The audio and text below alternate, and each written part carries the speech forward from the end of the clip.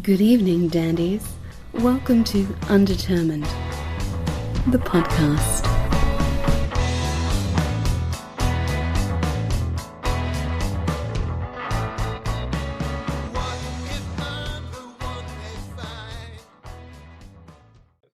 Oh, you haven't? There we are. Now we're going. Welcome, everyone. To Undetermined Podcast. Special guest tonight, Joe Cannon. Joe, thanks for joining us. Yeah. You're welcome. Thank you for having me. Oh, yeah. I've been looking forward to this. Resurrectionists. Conan Neutron turned us on to your new record. It's incredible. I dig it a lot. I want to go into specifics on that. Joe's also in Action Chief, correct? Yeah, big fans. Yeah. Big fans of Action Chief. That was our first exposure to you. Yeah. That was a lot of fun. That's a great record. Yeah, I'm also one of the harem of guitarists in the Conan Neutron and Secret Friends. And I've got a new thing in Milwaukee called Delicious Monsters, where all I do is play guitar, and it's great. Cool. Nice. Yeah. Also do a little banjo picking. I do. The only thing I do banjo in currently is Resurrectionists, but 4 of the 9 songs on the new record are banjo. Nice. Yeah, sounds really cool. And I was wondering about that too. I don't know shit about the banjo. Neither do I. I just look at them, they scare me. They got like a little knob on the side that I don't know what it does. That's the special string. The special string. That's the wang string. The wang. Yeah, the wang. The banjo's wang. Exactly. It is the banjo's wang. So that scares me. I like the name of that. That's just a banjo's wang. That's a song title right there. Sure is. But do you run that like through a pedal array or anything, or are the effects mixed in like after or anything? Because I really only run I run pretty much just directly into a Music Man amp, and I have like a light sort of like a overdrive pedal. Yeah, and I turn the gain all the way down, so all it basically ends up being like a slightly dirty boost, and that's about it. That's about it. And then I have literally the super overdrive pedal, the yellow Boss pedal, which I've had for ages. And so when I click that on, then it just starts shrieking at you because I wonder why you don't hear. It just starts shrieking at you. Yeah. I wonder why you didn't hear a lot of distorted banjo. I always thought it was a good idea. I guess not. I'm sure there's ways to do it. I could hook a compressor up to it or something, but that's way too complicated for me. Well, banjo's it's got a little bit of a distortion. It's like a drum. You can like kind of set it to where a little bit, it's a little more crazy sounding. Yeah. I mean, there's certain things that on the record, our bassist did the recording and the mixing, and there are certain things where he added like a plug-in or something like that to give it, to give it some grit. Yeah, definitely cool though. I bet you don't find a lot of banjo players up that way, do you? Milwaukee? No, there's not a lot of them. Mm-hmm. Yeah, that's weird. Now that I think about it. Yeah, now not a ton of people. We've got a handful of like country bands and like bluegrass bands and stuff like that. There's this sort of scene that I'm like Resurrectionists is like really tangentially related to because we, like a lot of them are personal friends of mine, but the music is pretty significantly different. So there's some banjo players in that more sort of trad scene, but there's not a lot of banjo in like the weirdo rock and roll stuff that we do. I like that. I think that's kind of a fun element. Yeah. I'm glad to see somebody's doing it. And I was trying. Go ahead. Yeah, I still play the banjo that I bought when I was living in Chicago. It was I was playing in a band called The Afflictions in like the early 2000s in Chicago, and our singer worked at Specimen Guitars. Oh, okay. Yeah. And he called me up one day. He was like, "Hey, Joe, they've got this K banjo here. They want $300 for." And I was just like, sold. So I've been playing that same stupid K banjo for like 15, 20 years now. And Yeah. And so like I picked that up, and I had never played the banjo before I started playing it. And I started making it make sounds like I still don't know how to play the banjo. It's like if I play banjo in front of somebody who really knows how to play the banjo, it's just like the pain on their face is palpable. I'm doing violence to the instrument, and they're just like, they want to run home to mommy and go like, the banjo, and it hurts me. Show me on the banjo. Exactly. Show me on the banjo. Show me where did he touch you? Yeah, exactly. Was it the wang? Exactly. Yeah. So then I played in Chicago in a band called Early Risers, with the late lamented Steve Sostak. Yeah, it was unfortunately it was a band that we recorded but never released. We had some really good stuff.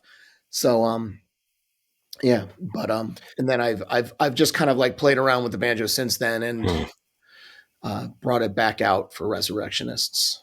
Yeah, I picked up a couple of them. I mean, in the Ozarks, you can throw a rock and hit a banjo player anywhere. So I know several. First of all, that's overly intimidating, so because everybody's better at it than you are. Well, right. Yeah. And, yeah. So me, I don't know how to play it. I can, it's like it's like this weirdly adapted guitar style of playing, Yeah. I mean, probably the closest is maybe like Scruggs style, like the 3-finger style, but I don't do that. But I don't do that right. I mean, for the record, I also don't play fingerstyle guitar correctly. Yeah. Well, as long as you can't see it, I guess. I've adapted my incorrect guitar playing to incorrectly play the banjo.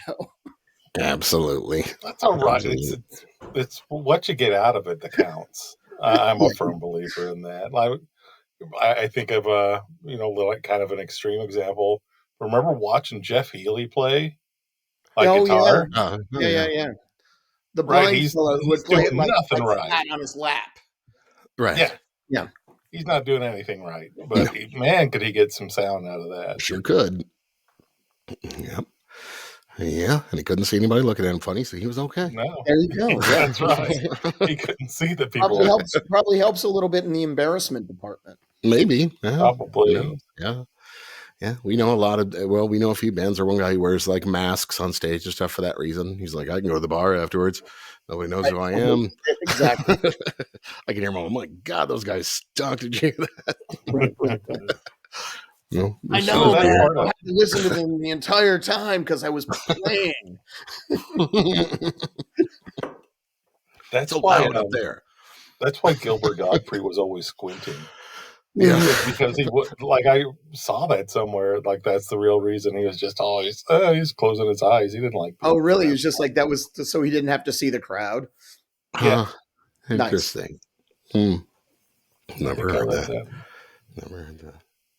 So you're talking about pre-show about film also. A little film festival coming up. Yep. Tell us about that because this sounds cool as shit. So I was when we were putting together the set of songs for this record, I was seized with the strange desire to have a video made for every song on the record. Like we had been woefully lax in having videos made for things during the entire history of when video became a big deal. So it's like I played in this band Work for 5-6 years. We never had a video made ever. And then I'm like, okay, with this Resurrectionist band, I'm going to start having videos made. And I have lots of really talented friends who make great videos. So I'm just like, I can do this.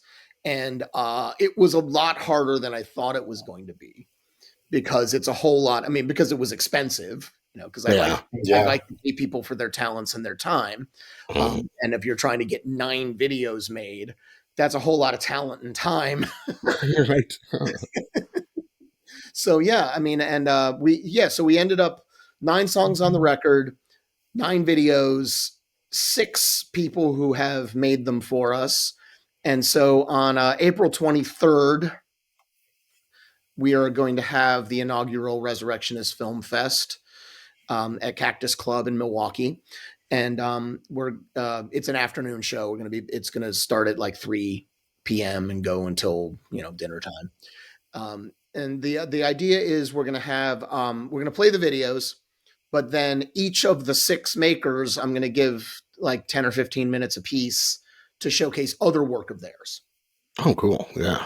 Yeah, because these are some serious filmmakers who, whether or not they've had, commercial success, they make really excellent films. So yeah. Right on. That's fun. Yeah. Yeah. Was there like an overall theme for all the videos for the album, or just like were they not so much? I mean, there was so one person made 3 different videos. Uh-huh.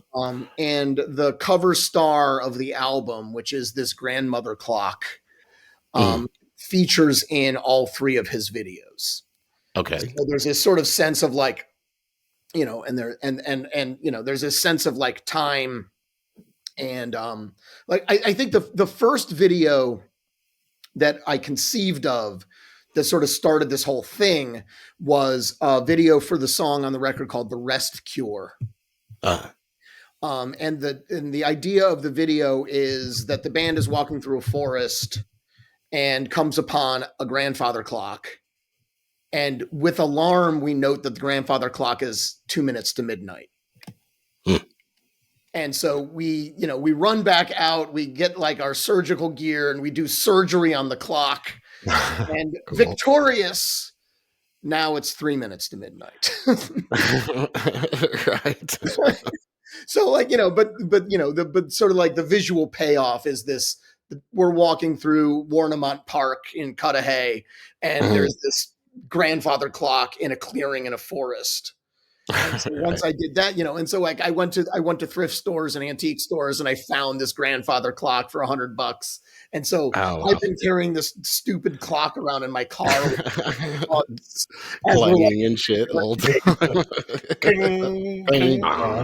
Yeah, I know. It makes really interesting sounds when you hit bumps in the road. Hard quarters. Yeah. So and then like once we had that video, then he made 2 other videos for us where the clock features prominently. And then interestingly enough, like one of the other videos we had made for us was of a friend, the person who made the 3 videos, I should cite him by name because he's a talented filmmaker and he deserves his props. His name is Brian Tyson. And one of the videos that he made is the only video that's currently publicly listed and available because it had a premiere on a website. And so it's like in the world now. And that's the video for the first song on the record, a classic dictionary of the vulgar tongue. Vulgar tongue. Yeah. Cool. And so he also made videos for The Rest Cure and for The New Winter, which are other tracks on the album. Awesome. And then randomly, I had my friend who's a very talented animator named Eric Arsenault make a video for one of the songs. And that video ended up featuring both a lighthouse and a clock, and he didn't know that lighthouses are sort of an aesthetic element going for this band going back to our beginnings. And he also didn't know that like this aesthetic idea of a clock was very prominent, very important thing for the current album. And he just did it. So it was like I had this great animated video just fall in my lap. And people will see it in due time. Right on. Yeah. Awesome. That's pretty cool. Yeah. Didn't have to give them any specifics and still pays off. Yeah. That's nice. Some steel guitar, lap guitar, right? Played that is record. An early version of the band. Okay. So the original version of the band, we had a pedal steel player named Gavin Hardy, who was excellent. And so the first release, the album called What Comes In, features the pedal steel heavily. And then he moved to upstate New York. Couple of like 2019. Yeah. And so I didn't believe that it was going to be possible to find another pedal steel player in Milwaukee, Wisconsin, that was A, good, B, interested in weird rock music, and C, willing to work for essentially free. Right. So what we ended up doing was, instead of trying to find another pedal steel player, we asked my friend John, who I've known for years, and who is he's our unofficial music historian in the band, because he knows a vast amount of information about music.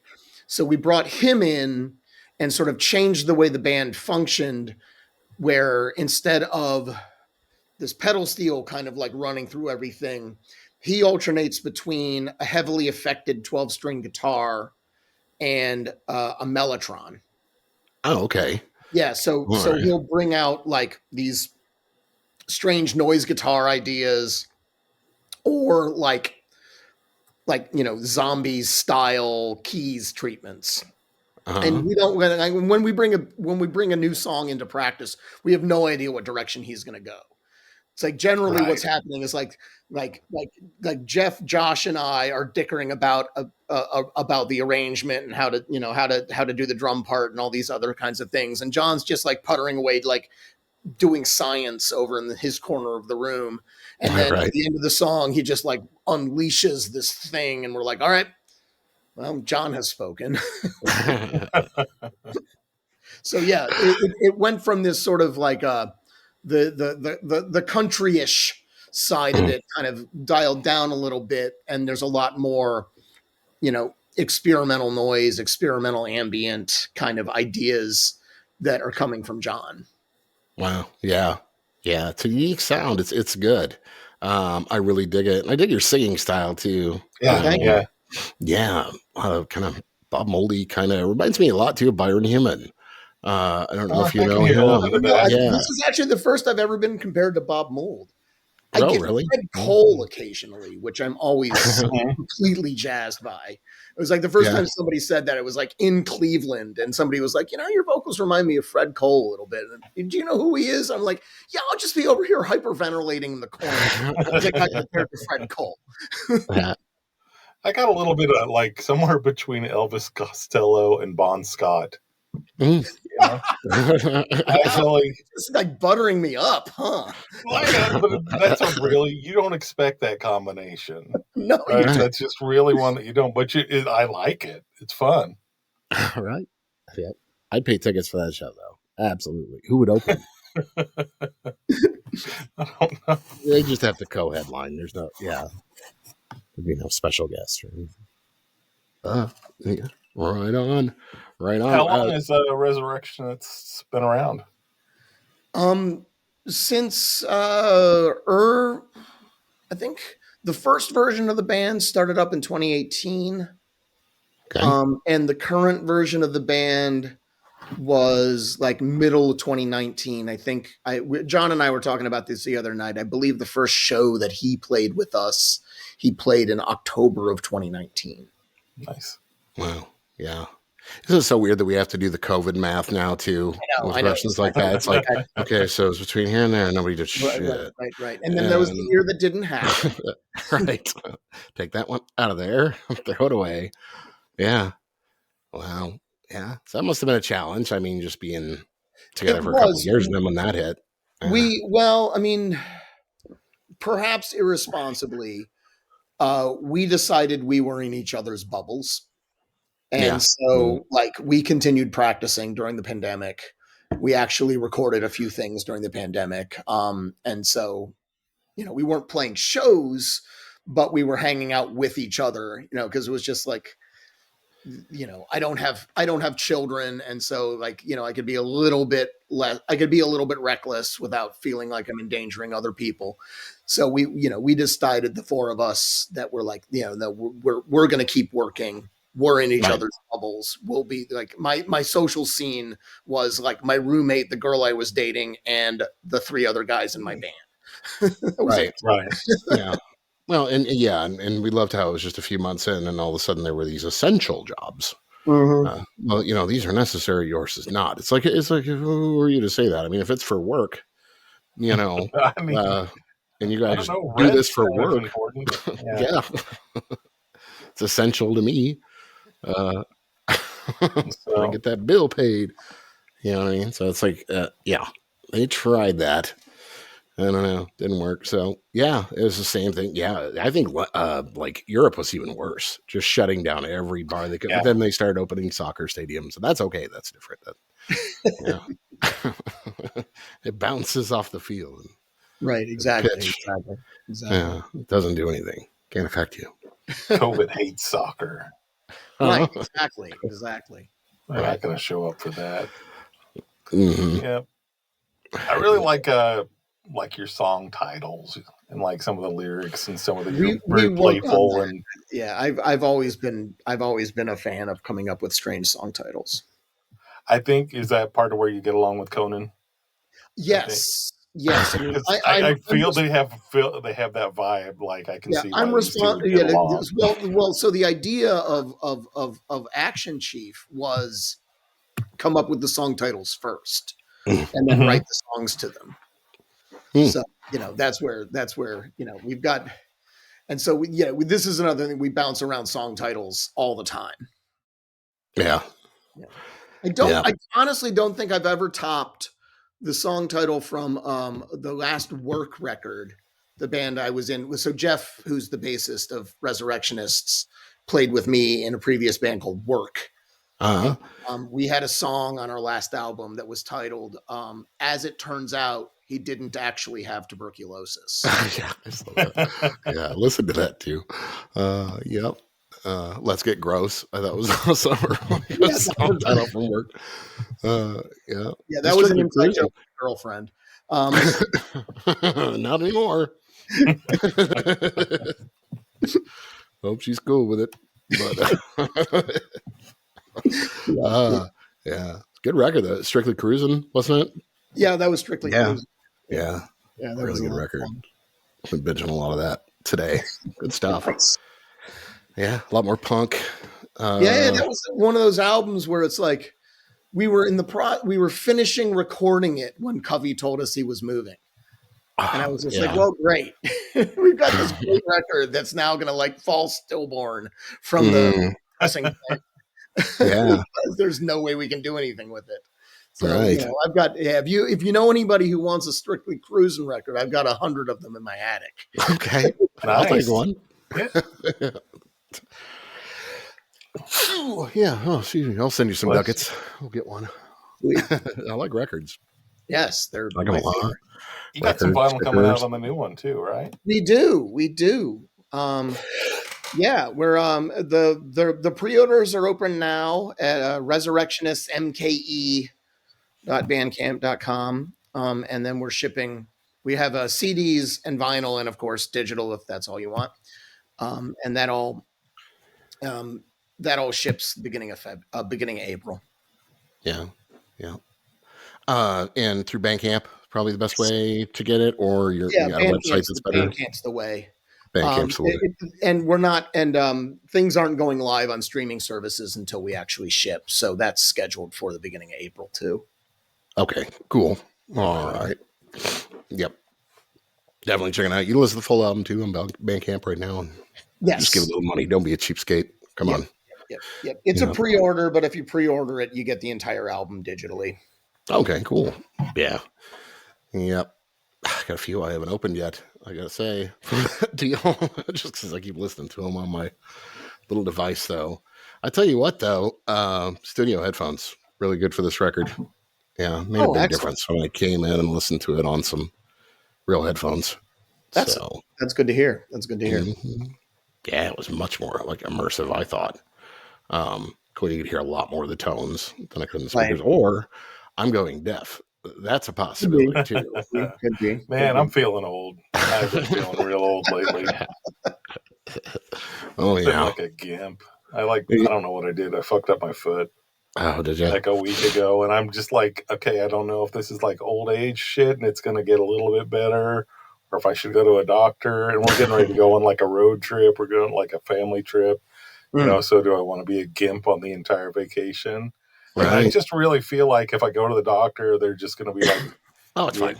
You're going to need to rest it. Rest it, put it on ice, take some, ibuprofen every now and then, and that's really all you can do. I don't want to pay $1,000 to find that out. Right. Yeah. Yep. Typically, we can't help you. That'll be $1,000. Man, I'm so fucking tired of that. I cannot believe that like Americans are not united on this front. At least. Name one other place that can do that. Domino's. Sorry. We didn't really make the pizza, but we heard you're hungry, but I think you'll be okay. We took the $20 though. Right. So the analogy works if the pizza's $300. Right. And then they don't give you the pizza. So we're gonna send you to bankruptcy and not fix you. Not fix you at all. Right, if you went to the mechanic for that, we think this is the problem. Right. That'll be $2,000. Right.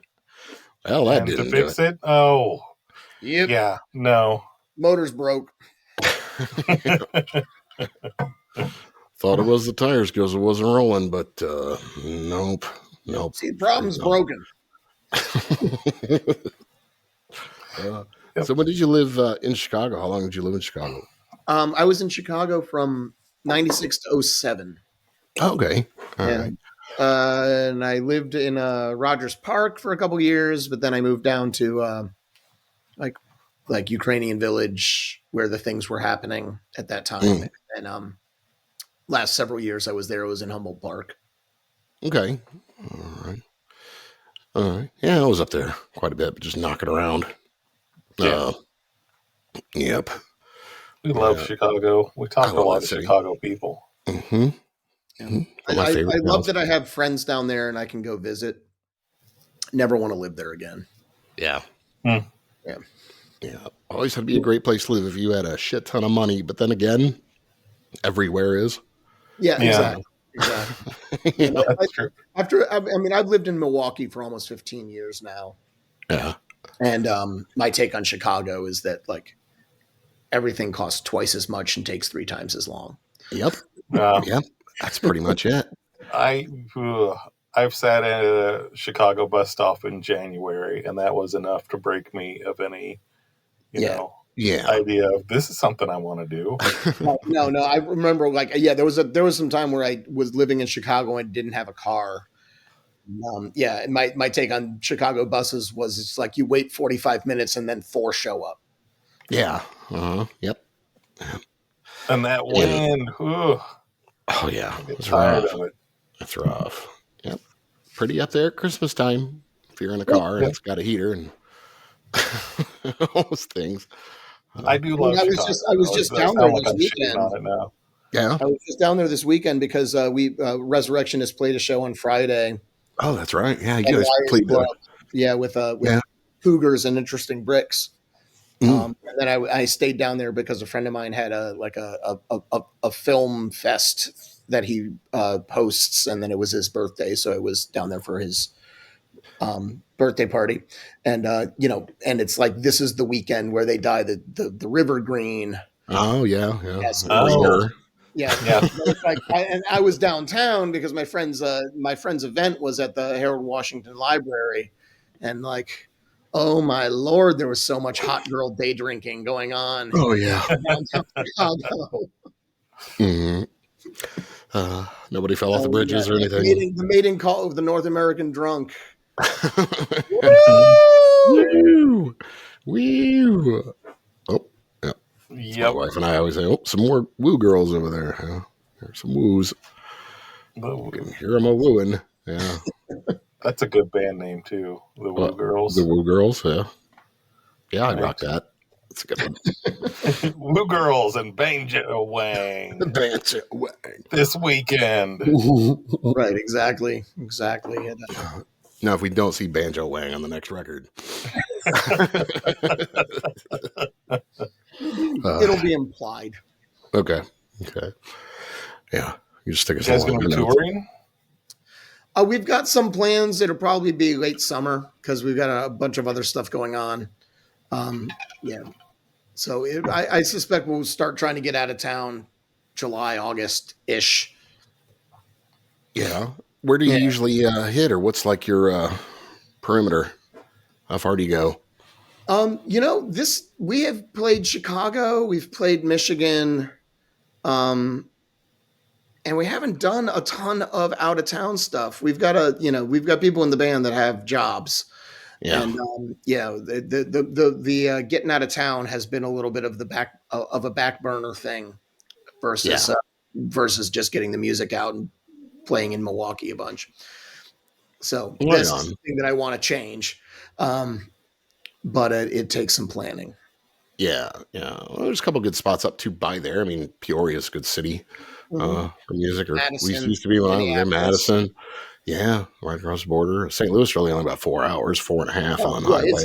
It's all doable. Yeah. But I hear you.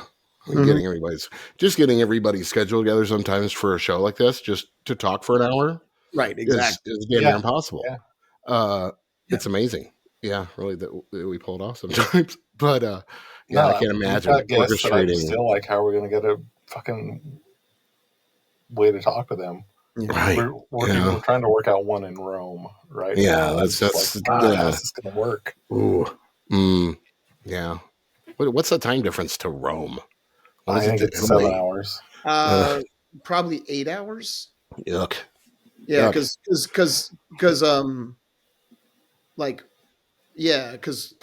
Central Time U.S. to England is 6. Okay, yeah, that's right. 2 more time zones over. If that, yeah. Yeah, that's gonna be rough, man. Yeah, we've talked to a lot of Irish bands, and it's like, we're drinking our coffee. Sun's coming up. You know, right. They're on their like third Guinness, and they're like, "Woo!" Exactly. What's up, fellas? Nothing in my pajamas. I'm hungover. Where are you? Oh, we're just tying it on. Oh. Irish people are always the best to talk to, though. They are. Yeah, they can keep gabbing quite a bit. They don't run out of stories, and they're good stories. Yeah. I used to think I was Irish till I did the DNA thing. Are you not at all? Well, no, I'm like 25%. So right. I mean, I am as well. I'm it's and interestingly enough, it's my father's side. So my name is Irish. Cannon is that's pretty Irish. It's a County Cork, Southern Ireland name. Like everything else is like German, Austrian, Prussian, Polish. That's what I found out a lot. Was central, that area of Central Europe that everything has a German and a Polish name. Like the new Gorillaz album, Cracker Island. Crackersville. That's a thing. That's a thing. I turned out to be a lot more Norse than I thought I would be. I can see that with the beard. Remember that? Well, that's what people say, but it's like, everybody grows a beard. No, you run around your house with a big like broad axe. Yeah. No, I can see it. That's why I eat so much kippered fish. Yeah. Makes sense. No, I never saw it coming. I'm super Anglo. I've got Irish, English, Scottish, French.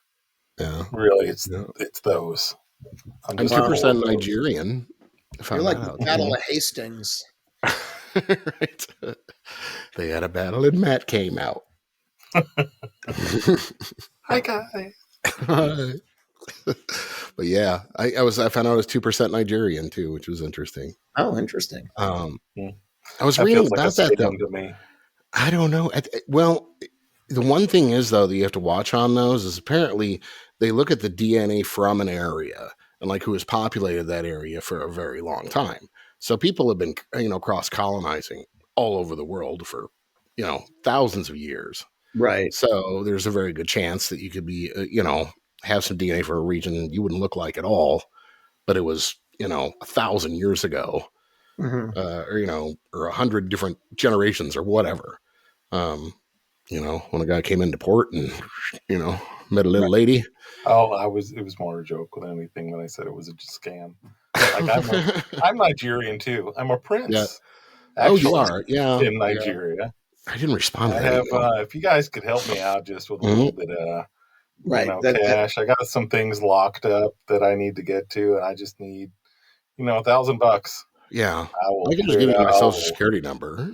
I can just give it to anybody. I will share the wealth. Okay. You guys are once that $50 million from your wealth fund does whatever it's supposed to do in the Nigerian scam.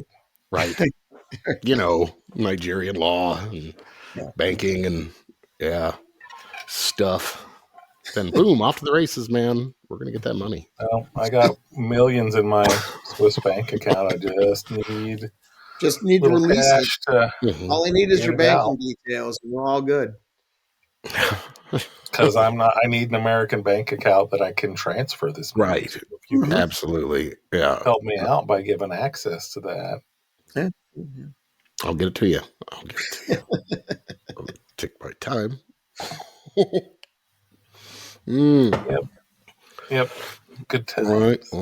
Right on. So are you trying to keep up any other incarnations of Joe Cannon in other bands, or just kind of working on, they're dedicated to this one right now, and that's what we're doing? I still play with Conan. I still but that's, I refer to the things I do with Conan as my Get in the Van band. Whereas so often Conan is just like, get in the van, Cannon. And he just drives me to a place and I play the riffs. They're good riffs. I enjoy playing them, but it's like, I'm just learning something somebody else wrote. But the other main thing I have is this band, Delicious Monsters. Yes, let's hear about that. You talked about it being just straight guitar, right? Entirely post-punk. It's fantastic. Our singer, I'm not the singer. All I do is play guitar. So it's like, the way I put it is that between the three main things that I'm doing, I kind of cover all of my aesthetic bases, where it's like Resurrectionists, I'm the main songwriter. I'm generally bringing things into the band that are like half finished. And then, they work up parts, we work up arrangements together, but like I'm coming up with the lyrics, and I generally don't bring anything into the band until it's like sort of somewhat formed. Right. Delicious Monsters is full on collaborative. It's the old way we used to do bands, where you just showed up at the practice space and you started playing and you're like, "Ooh, I like that. Keep playing it." And then you start building it. You build it all from the ground up. And then once we have like a completed like musical entity, then our singer Zelda comes in and drops lyrics on it. And she is this like incandescent ball of charisma, and she's just amazing on stage, and it's wonderful. And it's a great band for me because the pressure's kind of off me. Like, I just play guitar. We write everything together, and and then like I get to just play guitar while this this awesome front person is being awesome in front of me, and no pressure on me. That's fun. What's funny is that's like basically the description Conan gave us of Action Chief and his role. Right. There. Yes. Pretty much. Yeah. I really wish we could do more with Action Chief than we've been able to. It's just that, so Action Chief, the personnel of Action Chief is like one of the touring lineups of Conan Neutron Secret Friends. It's me and Conan and Tony and JB. So Conan and I live in Milwaukee. JB lives in Madison, and Tony recently moved back to Louisville. So it's difficult to get the four of us in the room together. So basically what we can do is like, we can get in a room together for a few hours to remind ourselves how to play Secret Friends songs to go on tour, to actually like write music and complete more things. It's extremely challenging. Right. Yeah, absolutely. But I would love to do more Action Chief, because that album is a hoot. I really, seriously, it's like I really like that one. I've listened to it a ton of times. That also reminds me, there was a question, like a lyrical question, that I asked Conan about, and he said I would need to ask you. Okay. About that. And I think it was so far so good. We'll fix it afterwards. And to me, it was just like, I'm playing around with lyrics. I don't know what we're going to say, and then decided to keep it. Right. I didn't know if that was what happened with that line. No, that lyric, yeah, so far so good. We'll fix it afterwards. So that was the one where Conan came up with the song title, "A Sharper Future," which he saw on a billboard. And I looked up what a sharper future was, and it is a conglomerate of like rehab clinics.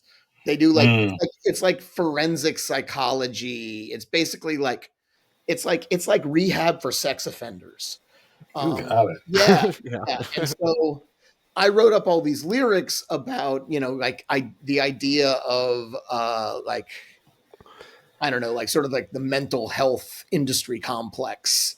And so, and so the idea is that, and so it's, as I was Googling and learning more about this organization, it's like they had started getting investigated because they were misusing government funds, or there was like all of this other stuff going on.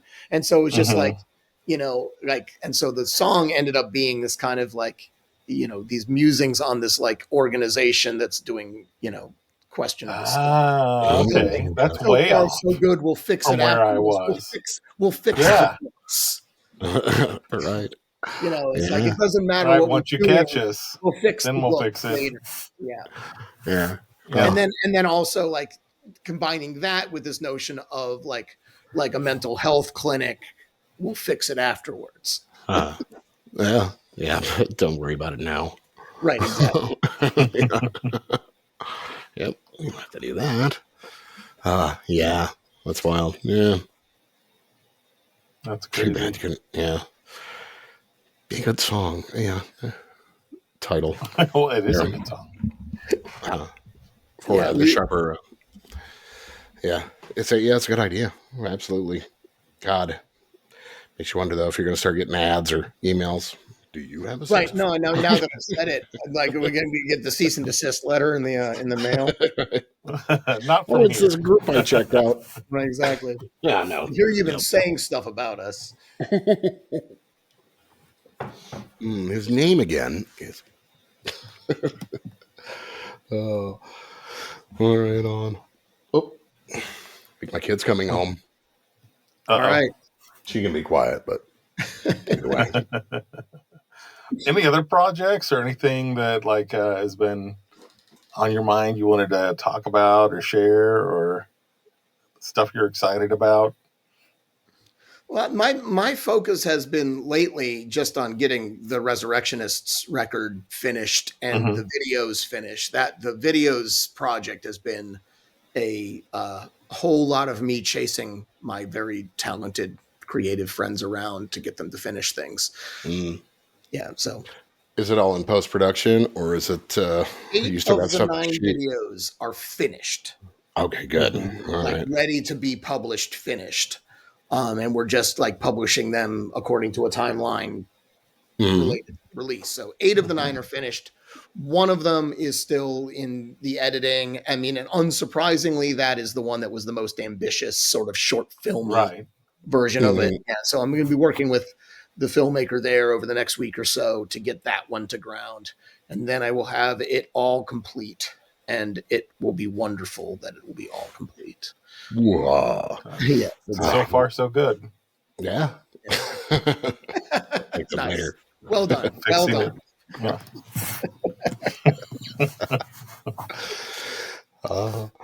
Yeah. No, I'm looking forward to all that too. It's been fun. Get up there. Been talking about getting up there to that area anyway. It would be great. I think this. I'm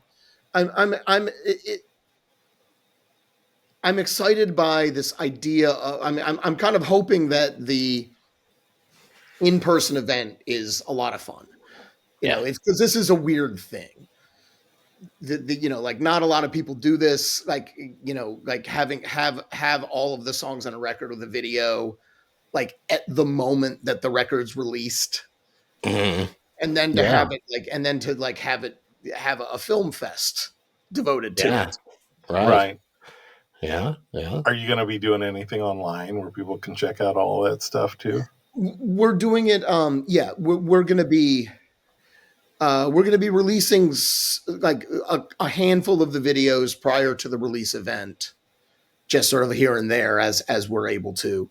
And then once the release event has happened, they'll like after that has happened, then they'll all be, live and public available on YouTube. Right on. Nice. Yeah. For those of us that won't be able to attend. Right. Exactly. Yeah. Not that we wouldn't love to attend. It's a bit of a haul. It is from Kansas City. It is. Yeah. Okay. That is a bit of a hike. Yeah. Columbia John's still slightly still closer, away. I think. Well, just with the highways, but other than that, not really. I'm right across the middle of the state in Columbia, so yeah, it's far. Plus, my eldest is taking me to like Black Flag around that time. Oh, okay. And I don't think I can get away with, leaving the old lady for 2 shows in like just a couple of weeks. I'm in the road. Right. I'm not making money. I'm spending it. See ya. We've been communicating with a couple of like European, I guess, UK bands that we're friends with that just happen to be planning U.S. tours at the same time, and I think it's kind of dawning on them like how fucking rough the Midwest actually is. Right. Yeah. Man, the one I'm upset about, I think when I'm playing Caterwall, the Subhumans are playing in Milwaukee. Yeah. Yeah. You miss a lot of bands playing. Yeah. Certainly do. I feel bad for a lot of my friends too in local bands that I don't go to their show if I'm going to pay for somebody, like, requires $50 a ticket or whatever. Right. Feels awful. Hey, you coming on? No, I'm fucking off to Kansas City. I'm going to go watch Black Flag with Mike V. Yeah. Fine. Sorry, can't be there. Yeah. It's hard. It's hard to keep up with all that, especially, we could for a while there, when the pandemic was just waning and people were testing the waters and putting their toes in. Yeah, there wasn't as much going on. You can, now we're back up to like full strength, and you've got to pick and choose what you go see. I can choose. But I would like to see you guys if you come down this way. So yeah, absolutely. We would like to do that. We would very much like to do that. Yeah, absolutely. Once I can get some things organized and get us on the road, we will do that. Right on. Yeah, St. Louis, Kansas City, not far from me. St. Louis is far from Matt. Columbia's not. Yeah. Yep. Everything is a haul. It is. Excellent. You guys ready to wrap? I could do it. Sure. Okay. Cool. You ready, Matt? Yeah, I'm good. I'm good. Thanks, everybody, for listening to Unintended Podcast. Special guest, Joseph Cannon, of Milwaukee's Resurrectionists, work, Action Chief. So many good bands, good thing to check out. But do check out Resurrectionists' new record out on Bandcamp. Get that vinyl coming soon. Get that final pre-order in.